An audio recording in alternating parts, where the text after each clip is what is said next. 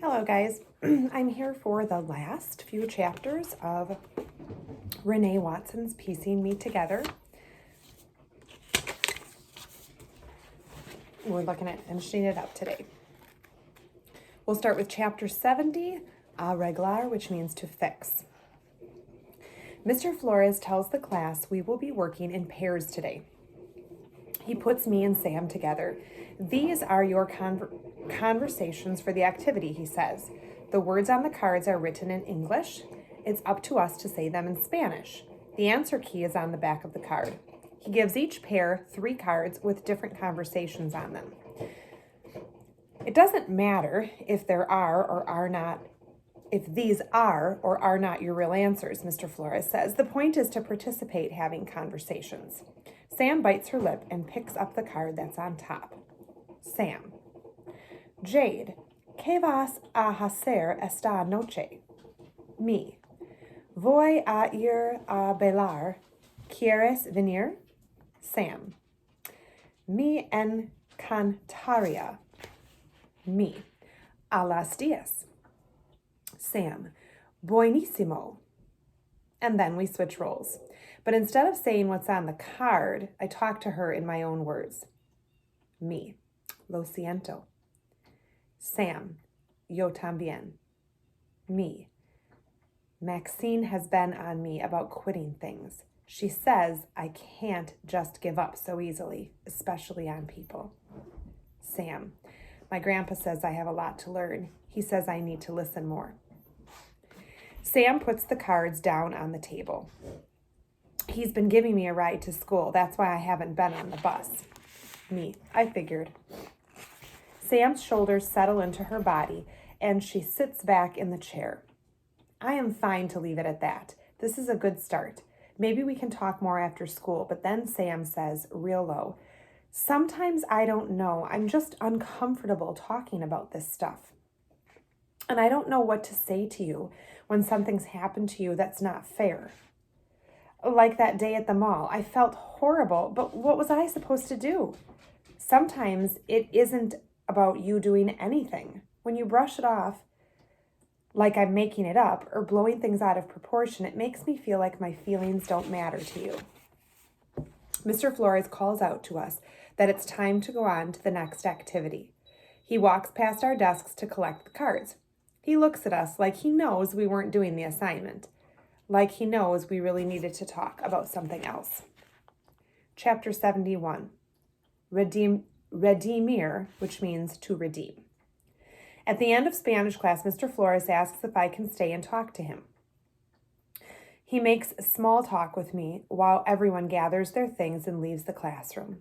Well, I have to say, I'm very proud of you for what you're doing for Natasha Ramsey, Mr. Flores says.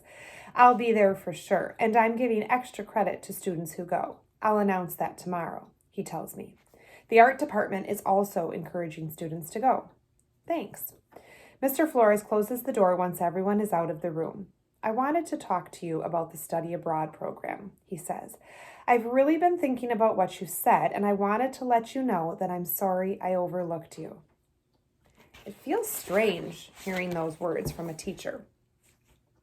I wanted to let you know that I spoke with Mrs. Parker and shared your concerns. I told her I agreed with you. I also asked if I could secure you a spot for next year, and she said yes. Oh, wait, really? She said yes? I want him to repeat it just to make sure that I heard him right.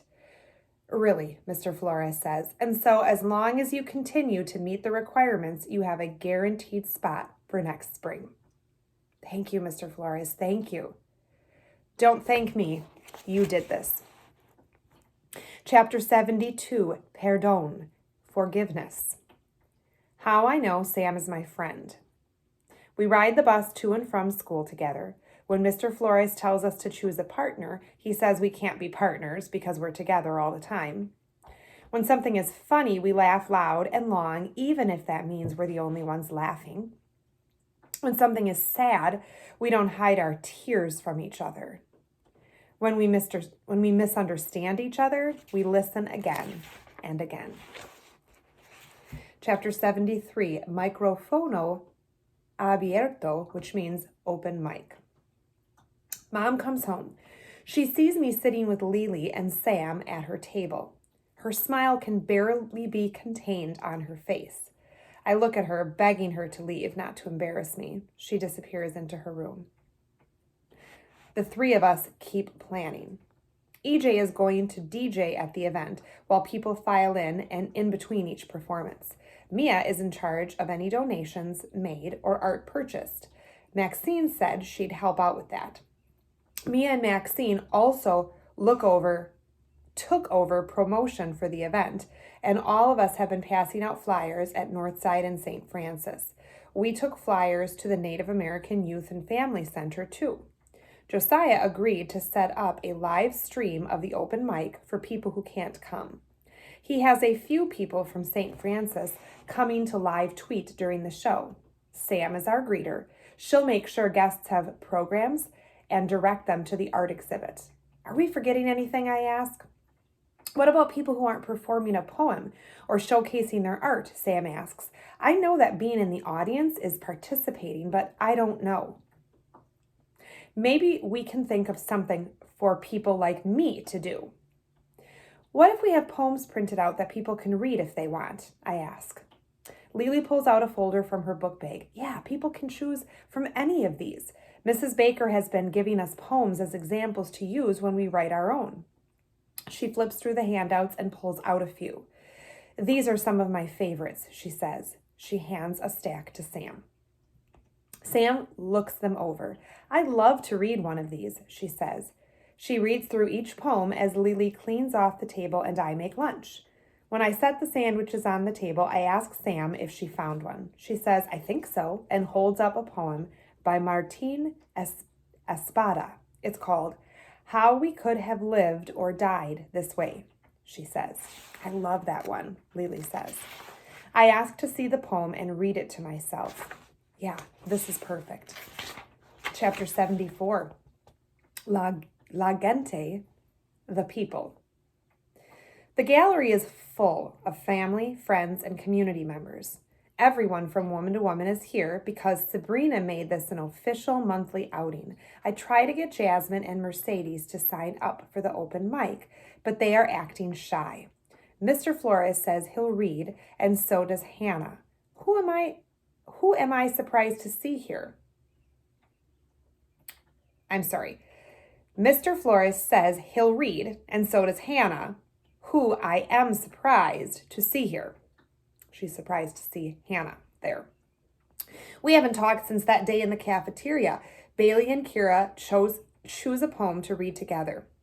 Maxine convinces Gina to do the same. They stand on the side, practicing before the show starts. I don't realize how many people are actually here until I stand at the front of the room, which we've designed as the stage. From here, I see Dad and Mom, their eyes beaming with pride.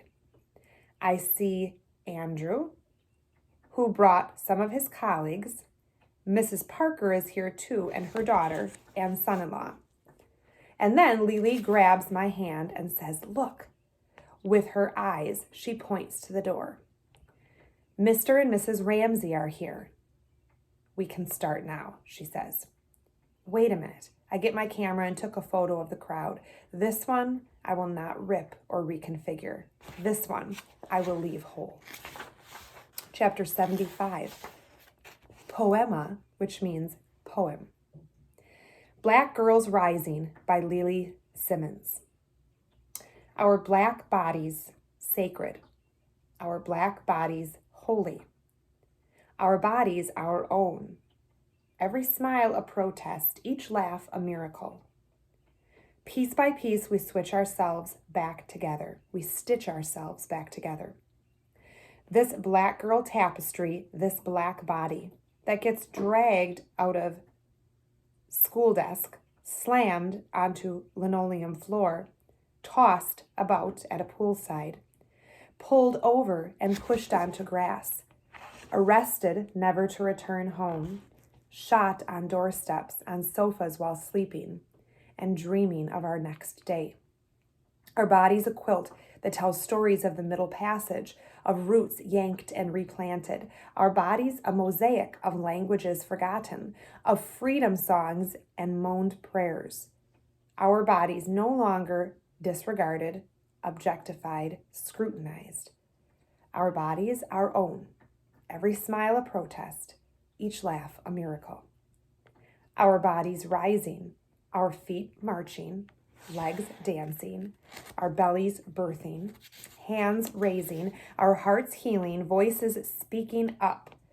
Our bodies so black, so beautiful, here, still, rising, rising. Chapter 76, Libertad, which means freedom.